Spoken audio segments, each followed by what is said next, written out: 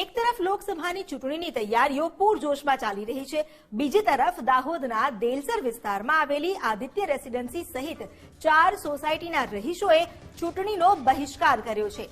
દાહોદ શહેરને અડીને આવેલા દેલસર ગ્રામ પંચાયત વિસ્તારમાં આદિત્ય રેસીડેન્સી સહિત 4 થી 5 સોસાયટીમાં આશરે 400 થી વધુ મકાનો છે।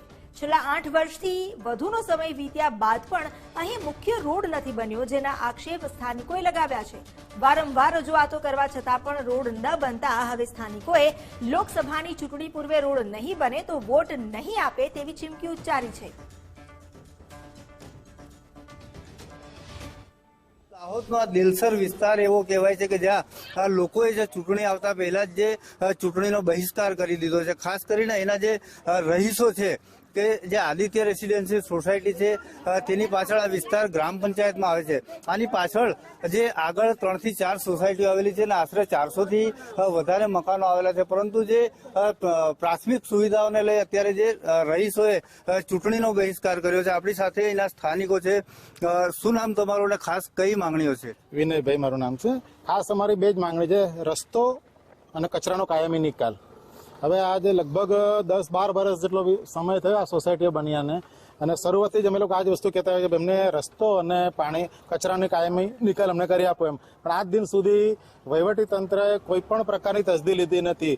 કલેક્ટર કક્ષાએ દરેક ધારાસભ્ય, સરપંચ, તાલુકા સભ્ય તમામને રજૂઆત કરી ચૂક્યા, પણ છેલ્લે અમારી સાથે છેતરપિંડી ક્યારે થઈ કે ઉનાળાના બરબરતા તાપમાં અમને 4 કલાક બેસાડી રાખ્યા કે ખાતમુહૂર્ત કરવાનું છે, અને ખાતમુહૂર્ત કરવા માટે સાંસદ સભ્ય, તાલુકા સભ્ય, જિલ્લા પંચાયત સભ્ય, ધારાસભ્ય અને જિલ્લા પ્રમુખ બધા પધારેલા હતા, અને તેમની હાજરીમાં અમને બધાને ખાતમુહૂર્ત કર્યું। અને આ ખાતમુહૂર્ત કર્યા પછી એ લોકો ગયા હતા કે આજ દિન સુધી એ લોકો કોઈ જોવાયું નથી અહીંયા ગાડી। પ્લસ કોઈક સંસદ સભ્યો તો એવી જાહેરાત કરી હતી કે આ જગ્યા તમને રસ્તા માટે દાનમાં મળી છે, અને તાળીઓના ગડગડાટથી એને અમારી પાસે વધાડાવડાયો। એ ભાઈ પણ ગાયબ છે, જેની જગ્યા છે, કોણ છે, શું છે, અમને ખબર જ નથી। અને ખાતમુહૂર્ત કર્યા અમારી જોડે ખરેખર છેતરપિંડી કરી છે, અને અમારી લાગણીઓ સાથે રમત રમે એવું લાગે છે આની ગાડી। અમને 8-10 વર્ષથી આ કન્ડિશન છે રોડની। ચોમાસામાં વધારે પડતી થઈ જાય છે, ઢીચણથી લઈને કમર સુધી પાણી ભરાઈ જાય છે। અહીંથી અમે નથી નીકળી નહીં શકતા, ગાડી નહીં નીકળી શકતી એવું થઈ જાય છે। બાળકોને બધાને સ્કૂલ જવા માટે બધાને તકલીફ પડે છે, એટલે અમારી એક જ માંગણી છે, રોડ અને કચરાનો નિકાસ। એટલે રોડ નહીં તો વોટ નહીં, એ જ અમારે કહેવું છે। તો બિલકુલ અહીં કેટલીક મહિલાઓ પણ છે સોસાયટીઓનું। શું નામ છે તમારું ને કઈ સમસ્યા? અમારે આ રોડની અને કચરાની બહુ મોટી સમસ્યા છે, અમને સોલ્વ કરી આપો। અમને આ તે દિવસે અહીંયા લોકો આવીને એટલા 4 કલાક સુધી તપાયા પણ કશું કર્યું નથી હજુ। પ્રોમિસ કરી, વાયદા કર્યા, બસ બાકી કશું જ નહીં। બધા અમે લોકો મિટિંગમાં ગયા હતા ને ત્યાં ઉભા રહ્યા હતા, પણ હજી સુધી કોઈ નિકાલ થયો નથી। ખાતમુહૂર્ત થઈ ગયું, બધું થઈ ગયું, પણ કશું ત્યાર પછી કોઈ આવીને જોયું જ નથી કે અમારી સોસાયટીમાં શું પ્રોબ્લેમ છે। અમને આ રોડનો પ્રોબ્લેમ જોઈએ, તો રોડ નહીં બને તમે વોટ બી નહીં આપે। શું કહેશો બેન તમે આ બાબતે લઈને? બસ અમારે રોડ જ જોઈએ। નાના ભૂલકાઓ છે, મારી વહુ ખુદ પ્રેગ્નન્ટ છે સર, કેવી રીતે નીકળવું 7મા મહિને? બોલો હવે રોડ પર કેવી રીતે જવાનું? અમારે રોડ જ જોઈએ। સિનિયર સિટીઝન બધા આ સોસાયટી લગભગ 50% સિનિયર સિટીઝન છે, કેવી રીતે નીકળવાનું? રાત્રે તો 8 વાગ્યા પછી નીકળાતું નથી એમ।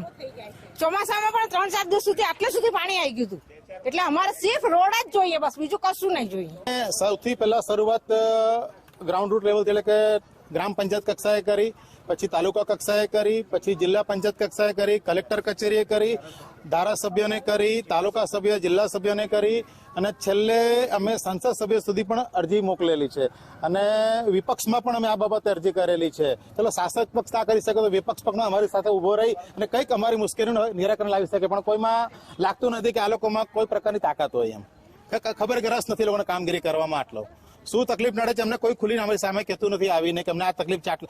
બધા જગ્યા રોડ બની ગયા છે, કોઈ જગ્યા જ્યાં નથી બનવા ત્યાં પણ રોડ બની ગયા છે। દાહોદ થી નજીક આવેલો વિસ્તાર છે, શહેરની નજીક, એટલે કે ગ્રામ પંચાયત વિસ્તાર લાગે છે, એટલે ગ્રામ પંચાયતના સરપંચ, તાલુકા સભ્ય, જિલ્લા સભ્ય, ધારાસભ્ય કે કોઈ પણ અનેક સ્થળે રજૂઆત કરવા છતાં પણ જેનું પરિણામ શૂન્ય આવતા જે આંદોલનના માર્ગે લોકો ઉતર્યા છે। સાબિર બાબોર, ગુજરાત ફર્સ્ટ, દાહોદ। આણંદમાં ધોરણ 12ની પરીક્ષામાં કોપી કેસની ઘટના બની। સરદાર પટેલ વિદ્યા